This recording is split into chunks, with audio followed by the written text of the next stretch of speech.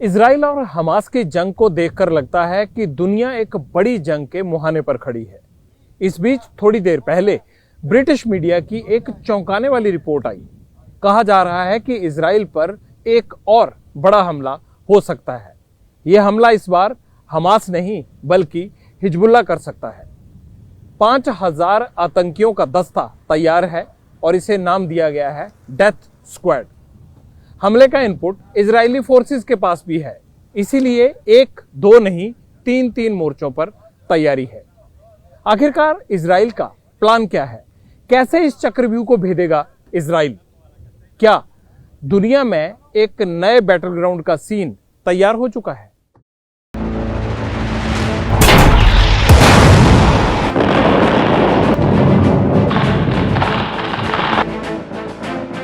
Israel मैदान जंग में है और हमास के खिलाफ पूरी ताकत से हवाई हमले कर रहा है। इजरायली एयरफोर्स ने गाजा को निशाना बनाकर फिर बमबारी की।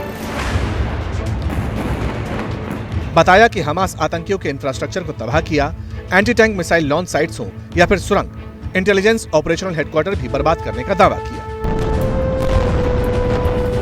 लेकिन क्या यह हमला सिर्फ हमास तक सीमित रहने वाला है?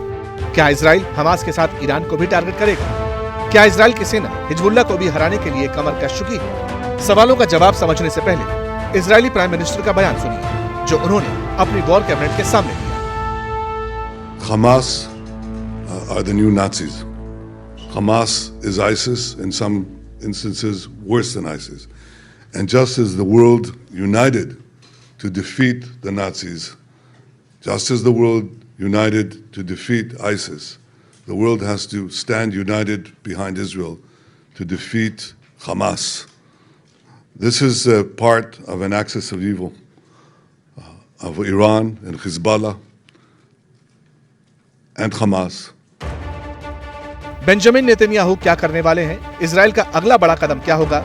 जवाब उनके बयान में ही छिपा है। यानी अब एक तीर से 3 निशाने लगाने की तैयारी।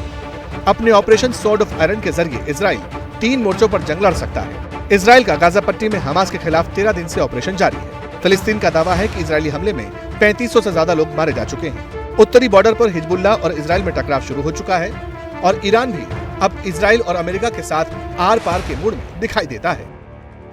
मैं अमेरिका से कहना चाहता हूँ, आज तुम फिलिस्तीन की तरफ से रॉकेट भेज रहे हो, उन्हीं लोगों के सामने तुम इजराइल को हथियार दे रहे हो। गाजा पर जो बम गिर रहे हैं वो तुम्हारे बनाए हुए हैं।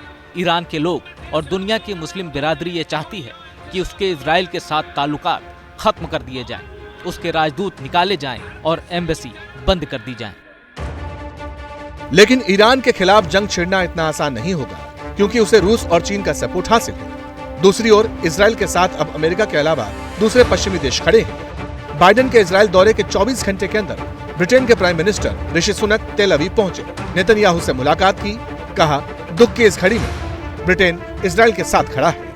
We should call it what it is, an act of terrorism perpetrated by an evil terrorist organization, Hamas. That's what I believe, and that's what we will continue to say. And in that vein, we will stand with Israel. We will stand with you in solidarity with your people and your right to defend yourself, to bring security back to your country, to your people, to ensure the safe return of the hostages. कहते हैं इतिहास खुद को दोहराता है। दूसरे विश्व युद्ध में दुनिया 2 धड़ों में बटी थी, एक्सिस और एलाइड पावर्स। तब एक्सिस पावर्स के तौर पर जर्मनी, इटली और जापान थे, तो वहीं दूसरी तरफ इनके खिलाफ ब्रिटेन, अमेरिका, सोवियत संघ मिलकर लड़े थे। तब इजराइल अस्तित्व में नहीं था, मगर इस बार लगता है कि इजराइल, ब्रिटेन, अमेरिका एक तरफ है, तो वहीं दूसरी ओर ईरान और उसके पैसों पर चलने वाले संगठन। और अगर ईरान के खिलाफ जंग छिड़ी तो फिर रूस पीछे नहीं रहेगा। ऐसे में महायुद्ध की नई स्क्रिप्ट तैयार हो सकती है। जैसे ही घड़ी का काटा दोपहर 2:30 पे आए, बबीता जी का दिल सास बहू साजिश के लिए मचल जाए।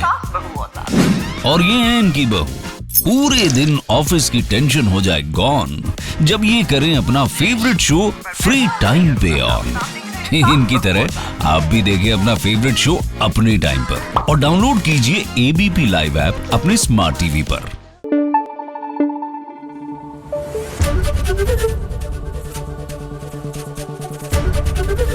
एबीपी न्यूज आपको रखे आगे।